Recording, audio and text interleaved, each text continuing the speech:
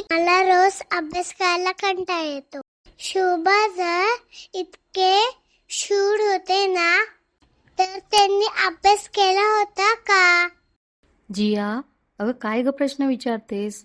शिवबा फक्त तलवार चालवत नव्हते, ते शिकूनच राजा बनले होते. म्हणजे ते ABCD शिकायचंय? नाही ग, त्यांचा अभ्यास थोडा वेगळा होता. मी तुला त्यांच्या लहानपणीची गोष्ट सांगते. हो पटापट सांग ना. मी अभ्यास सुरू करते, पण आधी गोष्ट. आई, मग शुभा काय शिकायचे ग? बाळा, हा तर खूप छान प्रश्न आहे. आपले शिवबा हे तलवारबाज तर होतेच, पण ते खूप अभ्यासू देखील होते. पण ते कुठल्या शाळेत जायचे? तेव्हा आजसारख्या शाळा नव्हत्या, पण त्यांचे गुरु होते दादोजी कोंडदेव आणि त्यांचं शिक्षण घरातून आणि निसर्गातून व्हायचं. ते काय काय शिकायचे?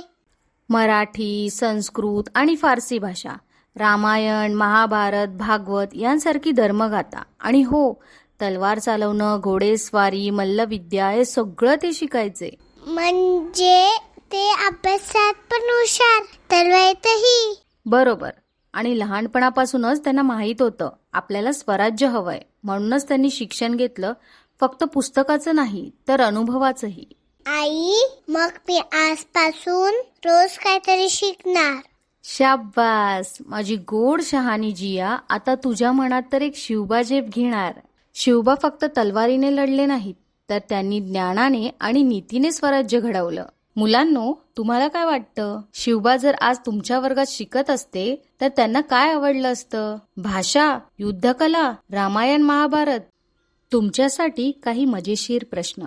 कमेंट करा आणि सांगा तुमचं आवडतं शिक्षण कोणतं आहे. तुमच्या गोष्टींच्या जगात लवकरच पुन्हा भेटू.